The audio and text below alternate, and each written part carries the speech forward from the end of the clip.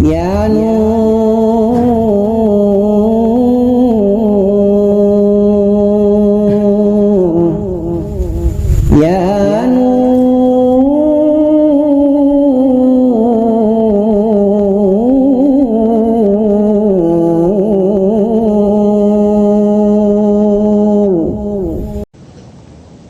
Assalamualaikum warahmatullahi wabarakatuh. Waalaikumsalam warahmatullahi wabarakatuh. Izin bertanya Pak Kiai. Oh silakan Pak, siap. Istilahnya kita bertanya ya tentu sambil ngobrol. Ya ngobrol lah, ngopi. Sambil ngopi. Ya ngopi, rokokan. Ya. Boleh. Jadi yang mau saya tanyakan mengenai fenomena alam yang kita lihat sekarang ini, dari mulai zaman COVID-19 yang sudah hampir 2 tahun ini melanda kita, bukan kita saja, malah melanda seluruh dunia. Kemudian ditambah lagi akhir-akhir ini sudah mendekati 2 tahun COVID-19 ini. Dan di akhir tahun 2021 ini, sebagaimana kita lihat, begitu banyaknya fenomena alam yang terjadi, terutama di negeri kita Indonesia lah khususnya, seperti gunung meletus, banjir di mana-mana, longsor di mana-mana. Apakah ini ada kaitannya dengan kemurkaan Allah terhadap umat?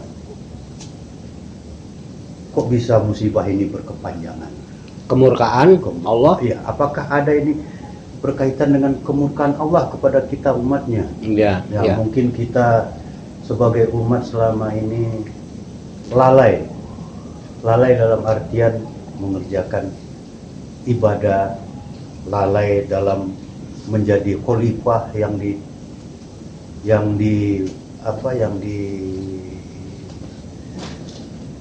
diwajibkan ke kita, atau seperti apa? Apa sebenarnya yang terjadi sekarang ini? Udah itu, ada lagi? Cukup Ya, itu aja? Saya kira itu saja Pak Kiai. Terima kasih atas waktunya. Nah ini pertanyaannya luar biasa ini, sebetulnya nggak sepadan pertanyaan ini dengan kemampuan orang yang ditanya ya. Nah saya ini kan bukan siapa-siapa Pak. Saya ini bukan siapa-siapa, bukan apa-apa ya. Saya ini hanya sekedar hamba ya, kawulo yang fakir, miskin, bodoh, asor ya kan, yang hanya setiap hari hanya sekedar apa ya, ya nggak butuh apa-apa ya, butuhnya cuman bekerja, beramal, mengawulo kepada Gusti Allah itu ya. Hanya itu sehari-hari saya, hanya itu, bekerja, menghambakan diri kepada Allah, itu mengawulo kepada Allah. Nah kemudian saya hanya sekedar orang yang apa ya, ngabekti tabaruk ya kan. Saya hanya berusaha untuk berbakti, kemudian tabaruk, ngalah barokah para nabi, para wali kekasihnya Allah yang maha tinggi. Hanya sekedar itu, kemudian berusaha untuk khidmah kepada sesama umat manusia, hanya khidmah, melayani umat sama manusia. Ya semampu-mampunya saya, sebisa-bisanya. Hanya ada kesungguhan kalau kira-kira terasa nggak bisa ya dibisa-bisakan. Nanti insya Allah kalau kita berusaha untuk membisakan diri, nanti akan dibisakan oleh Allah Subhanahu Wa Taala sehingga kita diberikan kebisakan. Nggak hanya itu, kalau ditanyakan tentang fenomena alam yang terjadi saat ini, emang lagi rame ya. Ya saya sendiri kan cuman dengar berita-berita aja Pak, itu cerita, ada tamu cerita, ketemu teman cerita, ketemu ini cerita, bagaimana nih fenomena alam gini-gini. Nah tiba-tiba dipertanyakan gitu ya, bagaimana dengan fenomena alam yang terjadi saat ini, diawali dari hampir 2 tahun ya kan, virus COVID-19 ini ya kan, di ujungnya yang menjelang berakhir disusul dengan apa, Gunung Semeru tadi ya, Gunung Semeru meletus, beruntun ya kan, kemudian Gunung Merapi meletus, turun lagi ke timur lagi, ada lagi Gunung Welerang itu ya, Jawa Timur juga, terus ngetan lagi di NTT ya, NTT itu gempa bumi sampai sekian skala Richter untuk mengguncang, banyak korban, belum air, tiba-tiba air laut surut, tiba-tiba di Merak itu. Nah, tiba-tiba kemudian pasang yang membuat Jakarta Utara dan sampai pantai utara sana banyak yang kerendam. Termasuk saat ini Kerawang, Bekasi, ya di daerah-daerah banyak lah. Ya itu yang berita-berita itu masuk, ditambah hampir setiap hujan itu disertai badai topan, Pak. Petir, halilintar, dodol itu ya. Nah, kalau kemudian dipertanyakan apa ini termasuk kemurkaan Allah gitu ya. Itu. Nah, ini kemurkaan Allah apa tidak? Ya, ini PR kita sekarang. Jadi PR kita. Nah, kebetulan kan sekarang ini bulan Desember ya. Bulan Desember ini akhir tahun. Biasanya kalau akhir tahun itu tutup buku. Kalau perusahaan tujuannya apa? Ya total-totalan, hitung-hitungan. Nah, kita ini termasuk orang yang celaka, apa ikut orang yang bahagia, termasuk orang yang beruntung, apa orang yang rugi, termasuk orang yang mendapat murka Allah, apa termasuk orang-orang yang mendapat kemuliaan dari Allah. Kan pertanyaannya itu. Ini termasuk murka Allah. Ya kita introspeksi diri, Pak. Jadi kalau bencana, peristiwa alam, gunung dan lain itu dianggap sebuah musibah. Musibah ya. Nah, musibah itu memang yang terdampak, otomatis yang kena dampak itu manusia. Ya kan? Manusia ya. Karena yang bingung kan manusia. Kambing perasaan nggak bingung, biasa-biasa aja ya. Nah, yang bingung, yang ini galau, khawatir, lalu itu manusia. Ya, dampaknya ke manusia.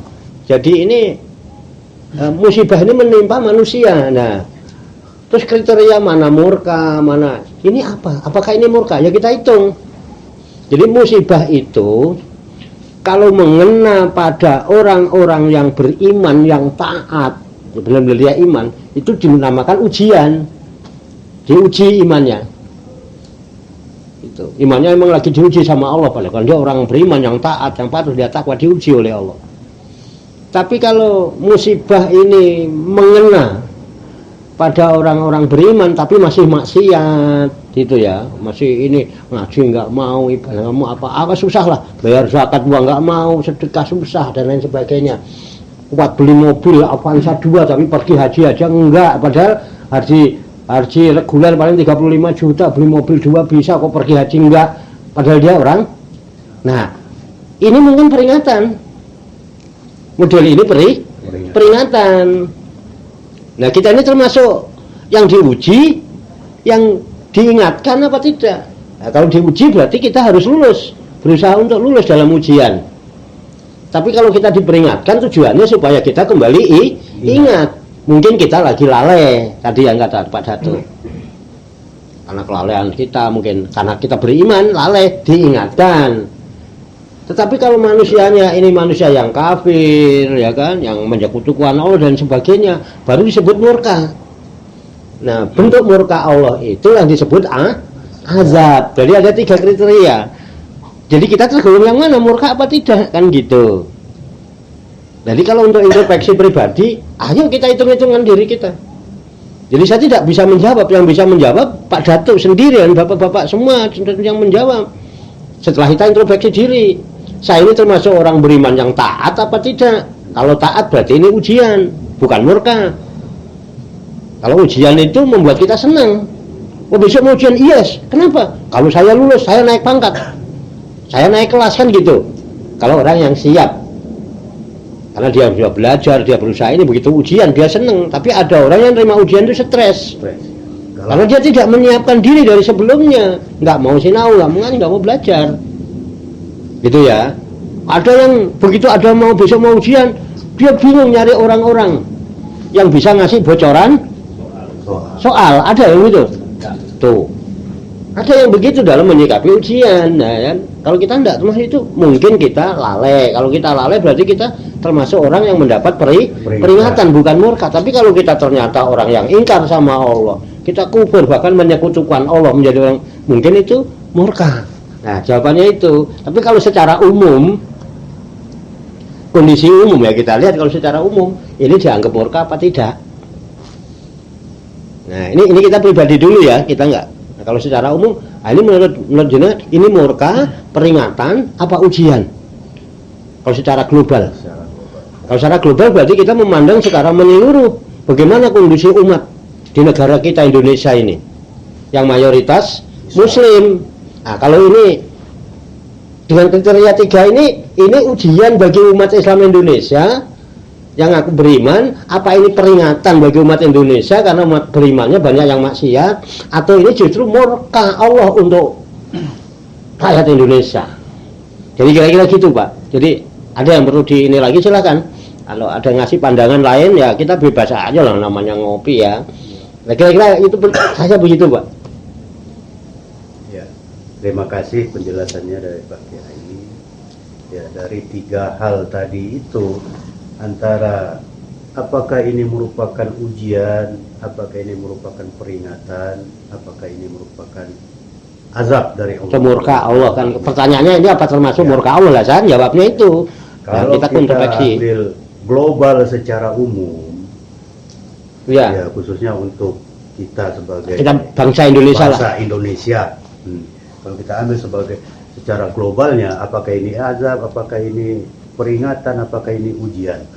Nah, di dalam menyikapi ini, kadang-kadang kebanyakan dari kita menyikapi 3 hal ini kadang-kadang bingung Pak Kiai.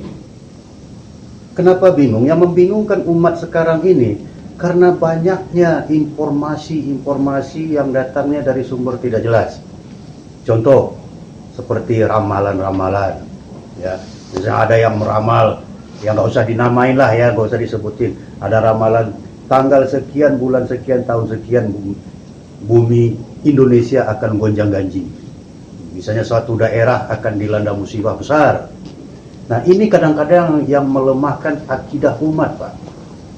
Nah, bagaimana kita umat ini biar bisa kembali kepada yang hak? Ya, maksud saya tadi, supaya umat ini, terutama Muslim Indonesia, menyikapinya ini adalah ujian. Sementara umat yang mayoritas Islam di Indonesia ini sekarang goyang, goyang dalam artian akidahnya. Ini ujian apa enggak? Ini musibah atau enggak? Ini siksa Allah apa enggak? Mereka tidak bisa bersikap, Pak. Bagaimana supaya umat Islam Indonesia ini bisa memperkuat sikapnya, memperkuat akidahnya tentang yang 3 hal ini? Seperti apa kira-kira? Ini kalau adresnya secara global, bangsa Indonesia ini kan majemuk, tidak semua Islam. Ya kalau yang bukan Islam ya wajar-wajar aja dia percaya sama ramalan-ramalan itu. Dia bukan Islam, ya kan? Saya tidak bicara yang bukan Islam, karena kita orang Islam. Saya tidak membahas yang tidak Islam. Yang tidak Islam wajar, mungkin ajarannya begitu, kita nggak ngerti kan, kita juga nggak terlalu banyak ikut campur urusan mereka. Kita hanya berdakwah, kita mengajak untuk Islam. Nah, mereka nggak ini, ya itu silahkan, itu kepercayaan mereka, keyakinan. Tetapi kalau pelakunya tadi dikatakan orang Islam, ini orang Islam yang kurang kerjaan, enggak, kurang gawean tuh orang ngapain datengin peramal, ya kan? Sedangkan pernah dari Rasulullah itu dalam halakoh begini dengan para sahabat, itu pernah didatangi seorang laki-laki, rambutnya panjang tapi rapi, gamisnya putih, pernah ya. Kemudian duduk dekat sekali dengan Rasulullah,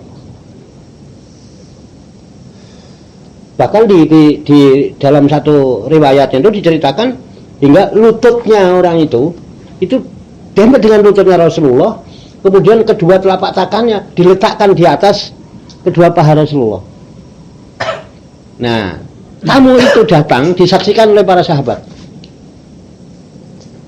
Lalu tiba-tiba tamu itu mempertanyakan, satu tentang Islam, kedua tentang iman, ketiga tentang ihsan. Dijawab ini saya nggak terangkan hadis ini panjang Pak, ini kalau tak ceritakan ya. Intinya ini dijawab semua oleh Rasul. Ketika bertanya akhbirni anil Islam, jelaskan pada Islam itu apa, dijawab. sehingga menjadi dalil rukun Islam. Ketika ditanya iman, dijelaskan afdalul iman, dijelaskan iman, dari dasar itu menjadi rukun iman ada 6 itu.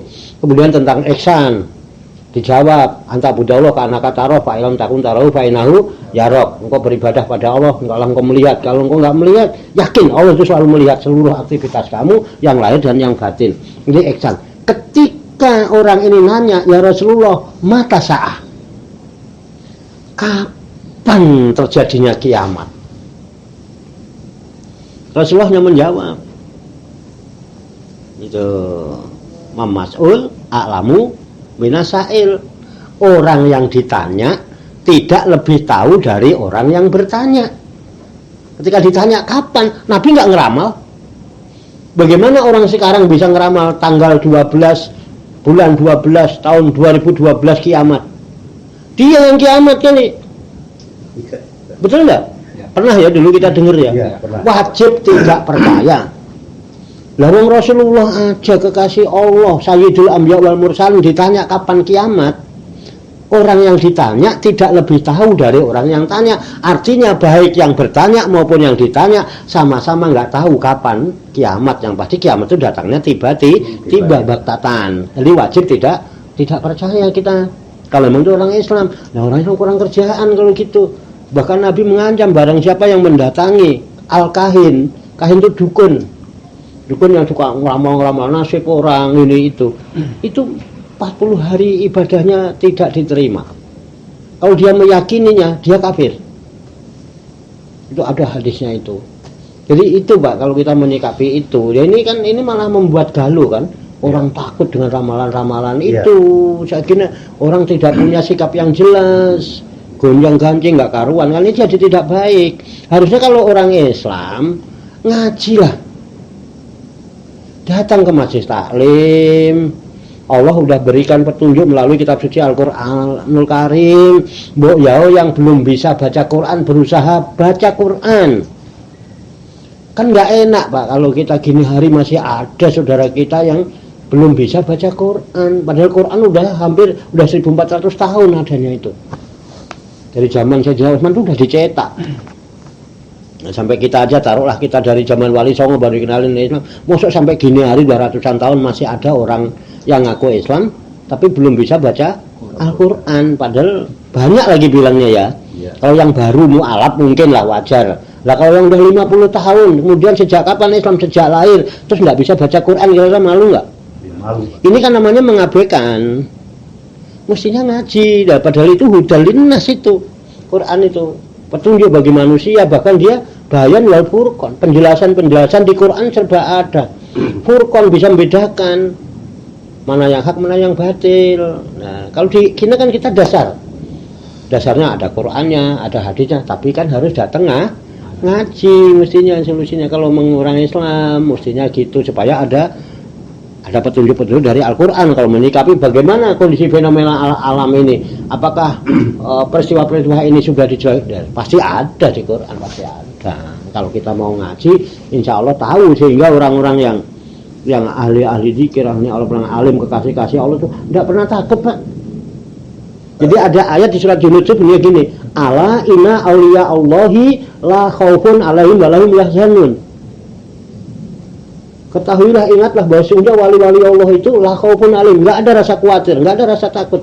Walahum yahzanun, enggak pernah sedih, ada bencana senyum-senyum enggak takut. Kenapa dia tahu? Kenapa ada petunjuk kok? Ini jelas fenomena alam ini. Ini ada kaitannya. Nah, masalah ini murka Allah, ya kan? Bencana ini apa peringatan? Apa ujian? Nah, tergantung sekarang masyarakat Indonesia, rakyat Indonesia ini beriman apa tidak? Oh, beriman Pak. Sumpah jabatan juga yang pertama bertakwa kepada Tuhan Yang Maha Esa. Nah, dia beriman itu taat apa tidak sama Tuhan? Kalau memang dia benar-benar taat, tunduk, patuh, hadapi sanksi sebagai muslim sesuai dengan sumpahnya, berarti ujian. Tapi kalau tidak, mungkin peringatan. Tapi kalau memang dia ingkar, kufur, bahkan mendolimi semuanya, ya baru azab. Kayak gitu kalau secara global ya. Nah, silahkan yang mau menanggapi, tapi saya minta tolong bisa minta rokoknya Pak. Saya tertarik rokok sampean ini. Kok ngomongnya lancar biar saya bisa gacor ya sampean. Iya, seneng Pak Datuk ya. Dari Padang ya Pak. Siapa yang mau bertanya lagi? Kira-kira gitu ya, kira-kira gitu. Nah, silakan. Ada yang mau menanggapi yang lain nggak apa-apa, kita ngobrol santai aja, nggak terlalu formal ini, nggak formal. Ya kira-kira itu Pak pandangan ya, sekilas pandang, selayang pandang. Silakan yang lain monggo. Pak Ustadz boleh nggak apa-apa. Ayo, apa yang bertanya? Masih banyak pertanyaan sebenarnya kalau mau dikaitkan dengan Pak Datuk, mau disambung-sambungin masih banyak itu. Timbul. Ya, tadi kalau mendengar penjelasan Pak Kiai tadi, berarti kita sebagai umat Muslim Indonesia khususnya, seluruh bangsa Indonesia, globalnya gitu ya, kalau kita ambil globalnya seluruh bangsa Indonesia, dan umat Islam khususnya, cara menyikapi fenomena alam yang terjadi di kita saat ini 2 tahun terakhir ini, berarti kita harus kembalikan kepada Al-Quran dan hadis. Iya, kembali kepada Allah. Kembali Allah berarti ikutin petunjuk Al-Quran dan hadis. Juga kalau para ulama, para hukama, para fuqaha, ulama-ulama yang warasatul anbiya kan gitu. Kalau beliau-beliau yang akan menjelaskan tentang Al-Quran dan hadis itu, gitu Pak. Tapi dengan begitu kan kita tidak cukup hanya dengan membaca Al-Quran dengan terjemahannya saja. Oh ya. Nah, tentunya harus ada pembimbing. Iya. Nah, makanya kita harus mencari orang yang bisa membimbing kan. Orang yang bisa membimbing kita. Iya. Begitu ya Pak. Iya, memang wajibnya kan tolak itu menuntut, mencari. Iya betul Pak. Silakan yang lain mau nanggapin ini yang namanya tukar pikiran, tafakur, tukar pendapat. Ya. Kopi indah tengah malam ini.